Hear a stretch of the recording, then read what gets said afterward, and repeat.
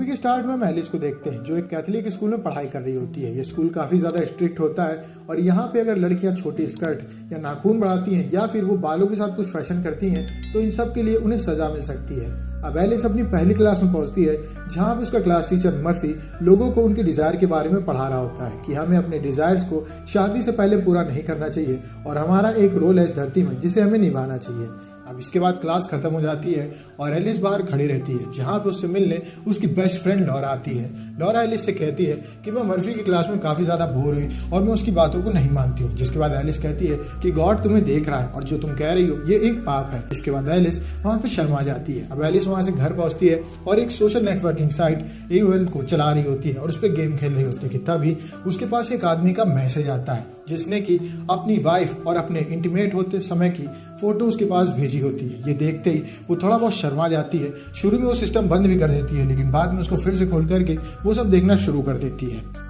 वो आदमी एलिस से पूछता है उसके बारे में कि उसकी क्या एज है, उसका क्या साइज है और वो कहाँ पे है। जिसके बाद एलिस थोड़ा हिचकिचाने के बाद उसको सारा डाटा देने लगती है। इसके बाद वो आदमी एलिस से उसकी फोटो मांगता है। एलिस अपनी फ्रेंड की फोटो उसे भेज देती है जिसको देख करके वो आदमी कहता है तुम तो काफी ज्यादा इंप्रेसिव हो और इसके बाद उन दोनों की बातें होना शुरू हो जाती है। इस बीच उसकी मदर उसे बुला लेती है और वो सिस्टम बंद करके वहां से चली जाती है। अब अगले दिन जब वो स्कूल में पहुंचती है तब उसके पास बैत नाम की लड़की आती है और उससे कहती है कि तुमने सैलेड टॉसिंग की, वो भी वेट के साथ, जबकि उसकी एक गर्लफ्रेंड है। और ये कह करके वो वहां से चली जाती है। अब यहाँ पे एलिस को सैलेड टॉसिंग का मतलब नहीं होता है लेकिन इसका असली मतलब लिकिंग द बट है।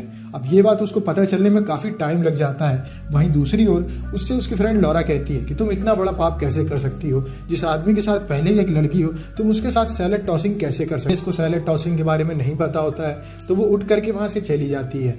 तभी उसके सामने वो लड़का आ जाता है जिसका नाम वेड होता है और जिसके साथ सैलेड टॉसिंग करने का इल्जाम एलिस के ऊपर लगा होता है। वेड के साथ उसकी गर्लफ्रेंड आती है। इन दोनों ने अपने हाथ पकड़े होते हैं और इनके हाथ में एक ब्रेसलेट होता है जिसमें एक दूसरे का नाम लिखा होता है। वो लोग उनको बुरा भला कह करके वहां से चले जाते हैं। एलिस को काफी बुरा लगता है कि उसने ऐसा क्या कर दिया है जो कि इतना बड़ा पाप बन चुका है। अब इसके बाद अगले दिन एलिस की एक ट्रिप होती है जहाँ पे वो अपने दोस्तों और मर्फी के साथ पहुंचती है।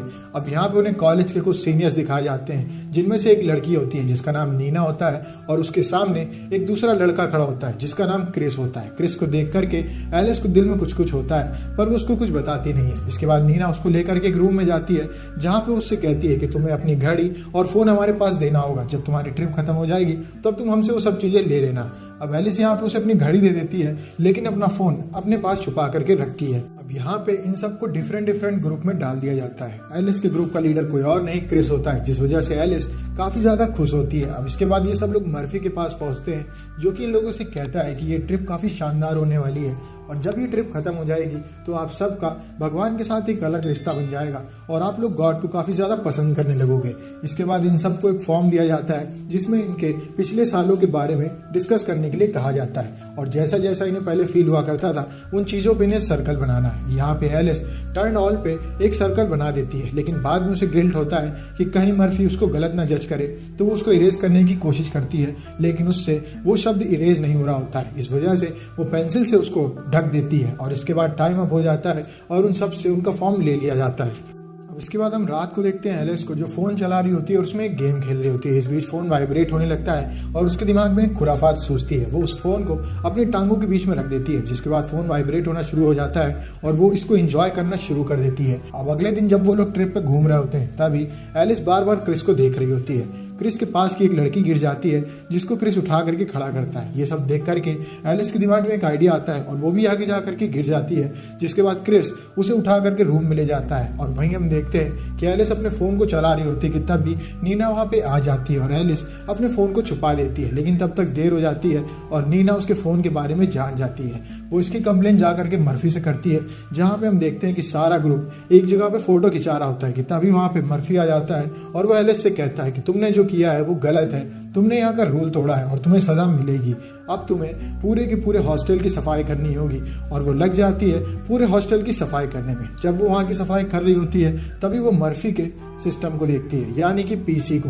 वो उसके पीसी के सामने जाकर के बैठ जाती है और वहाँ पे AOL चैट खोलती है। वो वहाँ पे सबसे पूछती है सैलेड टॉसिंग के बारे में। अब यहाँ पे सब लोग सैलेड टॉसिंग के बारे में अपनी डिफरेंट राय दे रहे होते हैं लेकिन कहीं भी उसको सही आंसर नहीं मिल रहा होता है कि मर्फी शाम को सबके पेरेंट्स की लेटर सबको पढ़ पढ़ के सुनाता है, जिसके बाद सभी लोग इमोशनल हो जाते हैं। अब अगले दिन हम देखते हैं क्रिस को, जो अपने ग्रुप के साथ बैठा रहता है और उनसे कहता है कि हम सभी को अपने अपने गिल्ड्स को डिस्क्राइब करना चाहिए। सब लोग अपनी अपनी गिल्ड की स्टोरी सुना देते हैं और अब नंबर आता है एलिस का। एलिस के पास कोई स्टोरी होती है सुनाने के लिए, इस वजह से वो एक नकली स्टोरी बनाती है जिसमें कि वो अपने डॉग के बारे में बताती है, जिसकी डेथ बचपन में हो गई थी और उसे बाद में पता चलता है कि उसके डॉग को किसी ने जहर खिला दिया था। इस स्टोरी को सुनने के बाद सब लोग काफी ज्यादा इमोशनल हो जाते हैं, लेकिन एलिस कुछ खास बिहेव नहीं करती है क्योंकि उसे पता होता है कि वो जो भी बता रही है वो सरासर झूठ है। अब जब शाम को वो लोग खाना खा रहे होते हैं तभी वहां पे मर्फी आता है और चिल्लाते हुए कहता है कि मेरे सिस्टम में किसने AOL चैट खोला है। अब एलिस इधर उधर देखने लगती है और ऐसी एक्टिंग करने लगती है जैसे उसे इन सब के बारे में पता नहीं है। इसके बाद वो सभी बच्चों को एक एक करके अपने रूम में बुलाता है और उनके फॉर्म में भरी हुई डिटेल्स के हिसाब से उनसे सवाल जवाब करता है। वो बुलाता है एलिस को और उससे पूछता है कि तुमने टर्न ऑन पे क्यों सर्कल बनाया था। एलिस कहती है कि वो पहले की बात थी, मैंने उसको बाद में इरेज करने की कोशिश की लेकिन वो इरेज हुआ नहीं। इसके बाद मर्फी उससे पूछता है कि जब तुम्हारा मूड टर्न ऑन होता है तब तुम क्या करती हो, अपने आप को सेटिस्फाई करती हो क्या। जिसके बाद एलिस उसे कहती है कि मैं ऐसा कुछ भी नहीं करती हूँ और वो हर सवाल का जवाब नहीं में दे रही होती है। और इसके बाद जब वो काम कर रही होती है तभी वो खिड़की के बाहर देखती है कि नीना और एडम एंजॉय कर रहे हैं और वो दोनों किस कर रहे हैं। अब इन दोनों को मजे करता देख करके एलिस भी खुद को सेटिस्फाई करने लगी। अभी वहां पे एक औरत आ जाती है, जिसके बाद वो मॉपर को हटा करके सफाई करना शुरू कर देती है।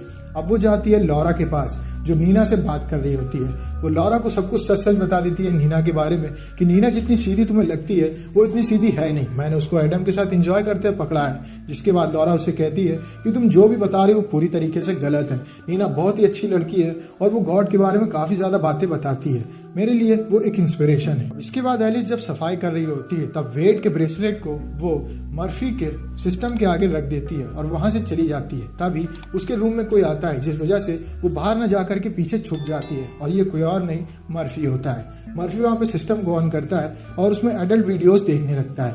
उसको ऐसा करता देख करके एलिस काफी ज्यादा सदमे में चली जाती है। वो अंदर से काफी ज्यादा हिल जाती है, उसे समझ नहीं आता है कि कौन यहाँ पे सच्चे फेस का है और कौन सही है और कौन गलत है। वो बाहर जाकर के जंगल में बैठ जाती है जहाँ पे उसके पास क्रिस आ जाता है। क्रिस एलिस को दुखी देख करके उससे बात करने की कोशिश करता है, लेकिन एलिस का मूड कुछ और ही होता है और वो क्रिस को घसीट करके किस करना शुरू कर देती है।